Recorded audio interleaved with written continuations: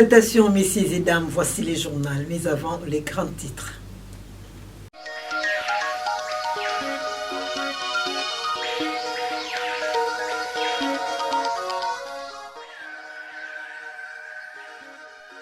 Célébration ce mercredi 5 mars 2025 de la messe des cendres à la paroisse Notre-Dame de l'Assomption et c'est le début de la carême.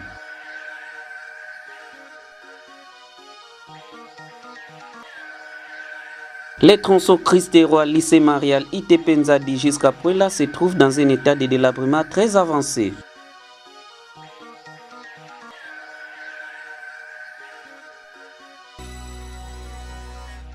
Voilà tout pour les titres, mesdames, mesdemoiselles et messieurs. Une fois de plus, bienvenue à cette grande édition du journal sur la télévision catholique. Commençons ce journal par ces activités de l'Église. Mercredi 5 mars 2025, mercredi des cendres, à la paroisse Notre-Dame de l'Assomption, Boma, cathédrale. Une messe qui a connu la participation des écoliers et enseignants du lycée Kiesi. Plus de détails avec Jimmy Bunga. Mercredi 5 mars 2025, l'Église catholique romaine célèbre la messe de cendres. À Boma, plus précisément à la paroisse Notre-Dame de l'Assomption, cette messe a été présidée par l'abbé François Clémence Mbambi devant les écoliers et les enseignants de l'école primaire Kiesi. Débutée à 9h, une messe qui a connu un rythme un peu plus distinct, agrémentée par la chorale des écoliers du lycée Kiesi. Dans son homélie, l'officiant a fait savoir aux participants l'importance de cette pratique traditionnelle de l'Église catholique. L'imposition des cendres doit rappeler aux chrétiens catholiques que devant Dieu, nous sommes sales et nous devons tout faire de devenir propres partant de cette journée qui donne le goût au temps des carêmes. Nous devons nous comporter en modèle de Jésus-Christ en appliquant ces trois verbes, prier, jeûner et partager. Il a explicité en disant que cette saleté n'est ni physique mais plutôt spirituelle, caractérisée aux différents péchés que nous commettons. Au sortir du culte, deux écoliers interrogés à ce sujet se sont exprimés. Pendant la messe, nous avons retenu qu'aujourd'hui c'est le mercredi des cendres. Le temps de carême dure 40 jours. Ça commence au mercredi des cendres. Si on nous impose les cendres, c'est pour nous souvenir que nous sommes sales envers Dieu. Et aussi, nous devons changer, nous devons convertir à Dieu et nous devons convertir nos mentalités. Nous devons changer leur mentalité. Et aujourd'hui, c'est le mercredi des cendres. Durant cette période, nous devons changer nos mentalités. Et ça commence aujourd'hui. Durant cette période, nous devons prier, jeûner et parler. C'est comme dans l'Église. En plus, se comporter mauvais comportement, en changer nos mentalités, être une bonne personne. Il faut respecter, il faut prier, jeûner et puis partager. Je leur dis de changer leur comportement et de devenir une bonne personne. Restons toujours dans ce chapitre consacré à la célébration du messe des cendres où l'abbé François Clémence Mbambi nous explique l'importance de la dite messe. Tout d'abord, comme nous le savons, la pratique de l'imposition des cendres suscite parfois des questions parce que c'est dans le contexte qui est le nôtre par rapport aux autres églises chrétiennes, aux frères et sœurs des autres églises. C'est une pratique vraiment propre aux catholiques. Et aujourd'hui, c'est le mercredi des cendres. C'est une entrée dans le temps des carêmes. Le temps des carêmes, cela veut dire une période de 40 jours. Donc à partir d'aujourd'hui, jusqu'à la célébration de la fête de Pâques, ça fait 40 jours. Et l'Église donne ce temps comme un moment de préparation intense, spirituellement, pour que les fidèles arrivent à la fête de Pâques avec un cœur purifié. Mais maintenant, pourquoi nous commençons par l'imposition des cendres au front des fidèles et les prêtres sur la tête? C'est dans la tradition même de l'Église, mais tout part de la Bible. Tout d'abord, je voudrais me limiter à quelques passages bibliques, dont Judith 9, le verset 1, 2 Samuel 13, le verset 19, les Ninivites en Jonas 3, le verset 1 à 10, il y a aussi Job quand nous lisons son livre, au chapitre 30, le verset 19. En lisant ces passages-là, nous allons nous rendre compte que celui qui mettait de la cendre au corps, c'est une personne qui se sent souillée, c'est-à-dire quoi, qui est sale. Et ici, la saleté, ce sont les péchés. Vous vous rendez compte que vous avez mal agi, car par exemple, les Ninivites, lorsqu'ils s'étaient rendus compte qu'ils ont péché, ils n'ont pas écouté le prophète qui est venu. Qu'est-ce qu'ils ont fait? Ils ont déclaré des jours de deuil. Ils ont mis de la cendre au corps. Ils ont commencé à porter des sacs. C'est pour demander pardon, une prise de conscience de ses péchés. Cas de Tamar, la fille de David, qui s'était rendu compte qu'elle avait été violée et devenait donc sale. C'est ainsi qu'elle avait mis de la cendre au corps. Et donc, l'Église, en demandant aux fidèles de se faire mettre la cendre symboliquement au front, cela veut dire que nous acceptons que nous sommes des pécheurs. C'est pourquoi la cendre, on la met au front de tout le monde. Il n'y a pas de gens qui sont en ordre avec les sacrements, d'autres qui ne sont pas en ordre. Non, ce n'est pas réservé à une catégorie. Tout le monde. Et c'est pourquoi le prêtre dit, convertis-toi et crois à l'évangile. Quand on appelle à la conversion, c'est qu'on est conscient, qu'on est pécheur. Ça, c'est la première chose. La deuxième parole que le prêtre prononce, c'est que souviens-toi que tu es tiré de la terre et que tu retourneras dans la terre. Ça, c'est le livre de la Genèse. Nous nous rendons compte que l'homme a été créé par la terre. La cendre, en fait, c'est comme de la terre. Et donc, nous sommes des passagers. On nous rappelle que nous rentrerons dans la terre. Voilà un peu ce que veut signifier la cendre que nous imposons aux fidèles ou que nous nous imposons tous dans nos corps. Mais d'où vient cette cendre? Parce que aussi il y a toutes plusieurs questions là-dedans, des spéculations. C'est simple. Il y a dans l'Église catholique ce qu'on appelle les dimanches des rameaux. Ces dimanches-là, on garde une quantité de rameaux dans la sacristie. Et à la veille du mercredi des cendres, ce sont ces rameaux qu'on prend par les prêtres qui accompagnent les acolytes ou les sacristains. On les brûle et ça donne de la cendre. Et quand on a cette cendre-là, il y a la prière de l'Église. Le prêtre bénit et ça devient de la cendre sous un aspect vraiment spirituel qui devient symbole de la reconnaissance du péché pour nous les fidèles. Église toujours. Parlons de la clôture de la neuvaine à la paroisse Bien-Aimé Isidore Bakanza-Boma, Sekambote, le mardi 4 mars 2025. Seigneur, sauve-nous, nous périssons. Tel a été le thème exploité pendant ces 9 jours de prière.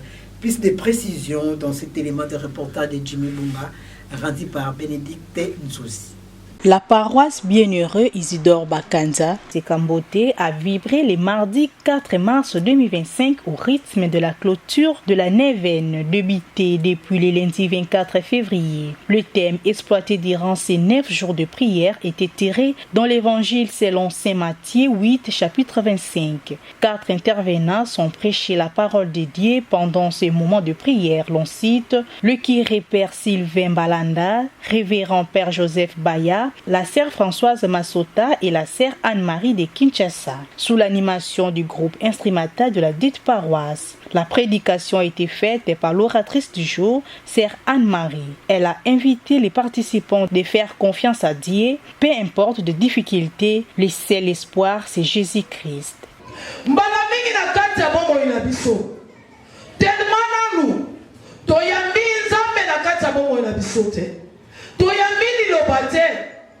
Moyen de comprendre Jésus et sanité.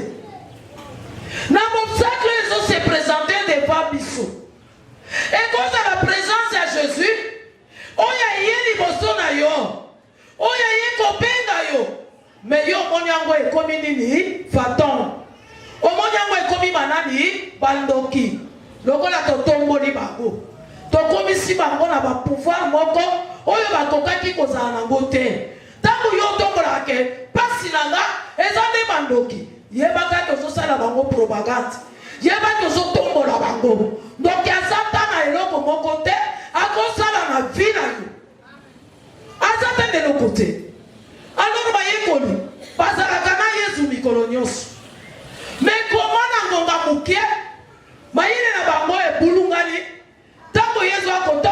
likolo ya mai bazotala eske oyo nani tokomona akozala fantôme te oyo akozala ndoki te nani moto akotambola likolo ya mai bien-aimé tika nayebisa yo esika oyo balimitaki yo esika oyo bafrenaki yo balobi te ekoki kokoka te ata mokolo moko okobima na esika wana te me nalobi no lelo yesu atambolaki likolo ya mai yesu atambolaki likolo ya mai bayekoli makambo nani moto azotambola likolo ya mai lelo akotambola likolo ya makambo na yo lelo nazolakelo mpenza na kati ya neven yesu akotambola likolo ya makambo na yo oyo nyonso batelemelaki yo lelo bakokabwa ezalaki nde yesu biso tokanasaki te biso nde banzambe soka nde toza banzambe te me eza na nzambe moko oyo nga nabengaka l'incomparable Dieu.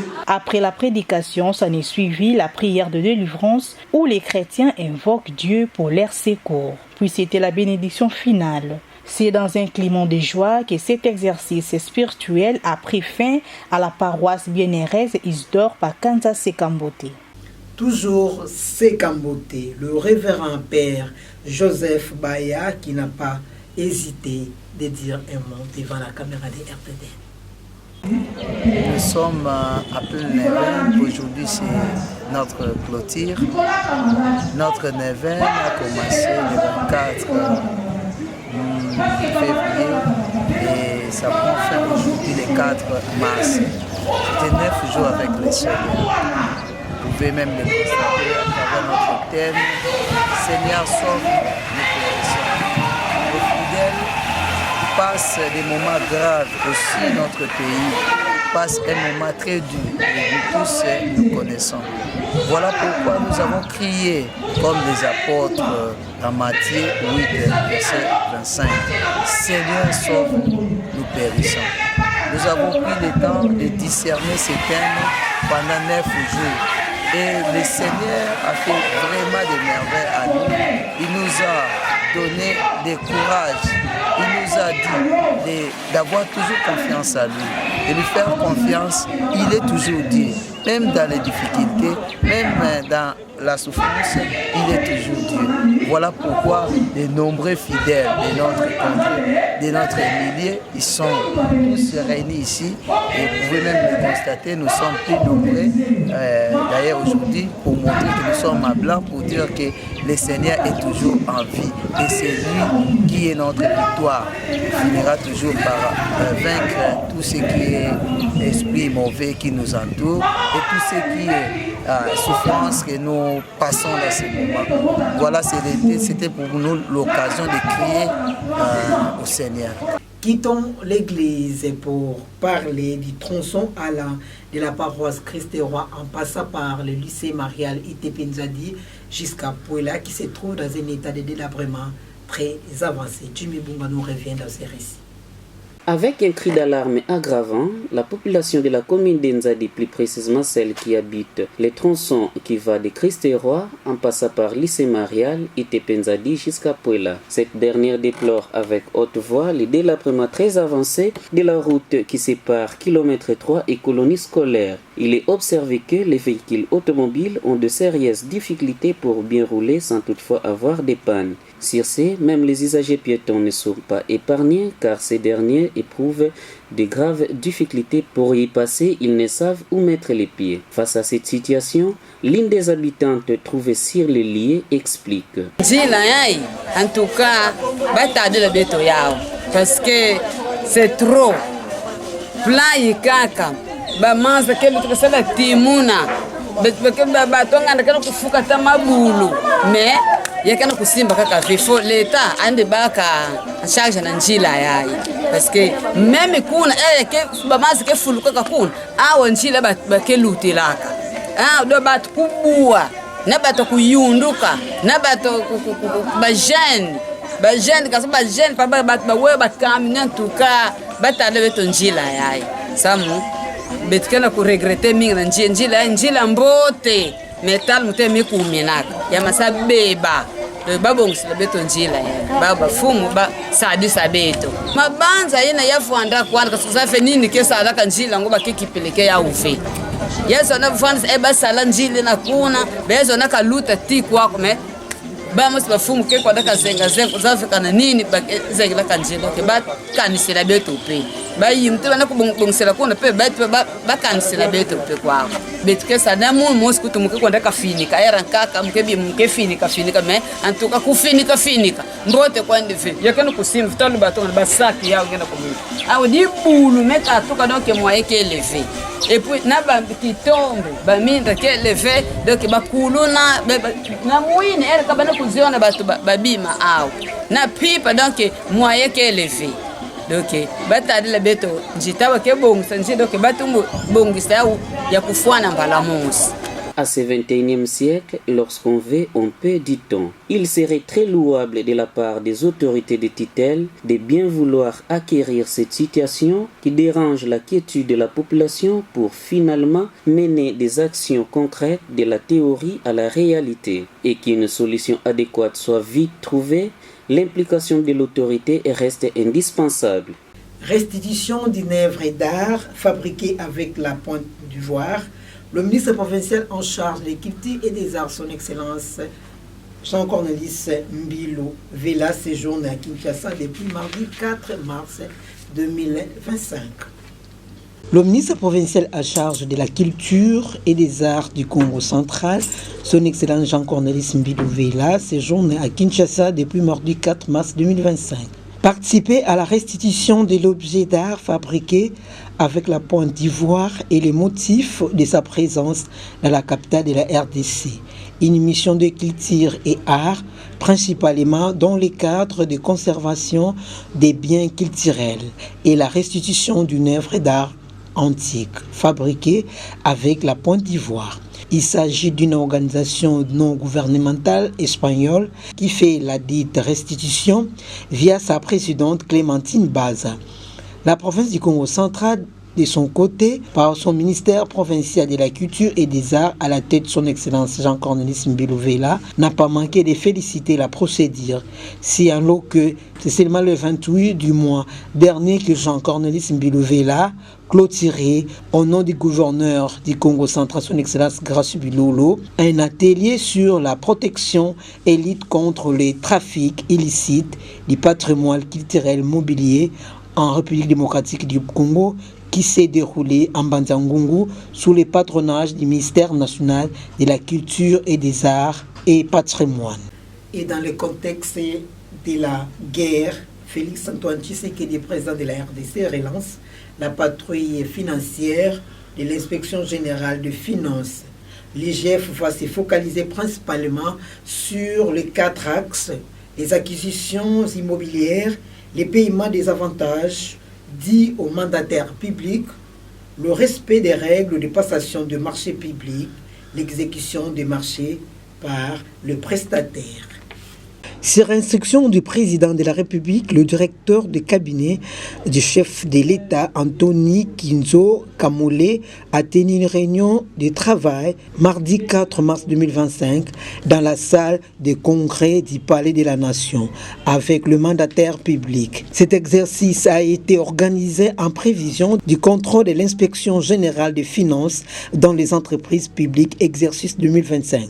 Principal orateur, le directeur des cabinets du chef de l'État a tenu à édifier les PCA, DG et DGA sur les mots maudits operandi de cet organe de contrôle de gestion afin de démystifier cette campagne qui doit s'opérer dans un climat apaisé. Il les a invités au professionnalisme et à la responsabilité pour l'atteinte des objectifs envisagés dans le cadre des missions de l'IGF, notamment la bonne gouvernance et l'amélioration dans la mobilisation de recettes.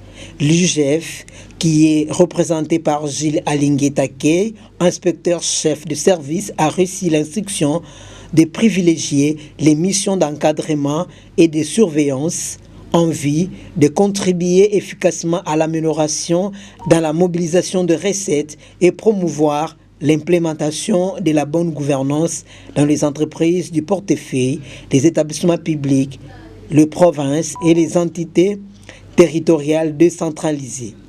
Dans le cadre de ces missions, l'IGF va focaliser principalement sur les 4 axes suivants: les acquisitions immobilières, le paiement des avantages dus aux mandataires publics, le respect des règles, des passations de marchés publics, l'exécution de marchés publics par les prestataires en ordre avec les fiscalités. C'est la fin de cette édition, mais à vous tous qui nous ont eu à mi-chemin, les rappels des titres.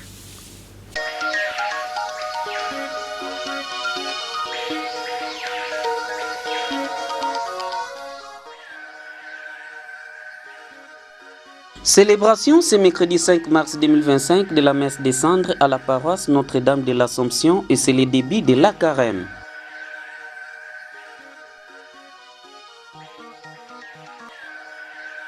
Les tronçons Christ-et-Roi, lycée Marial, ITP Nzadi jusqu'à Puela se trouvent dans un état de délabrement très avancé.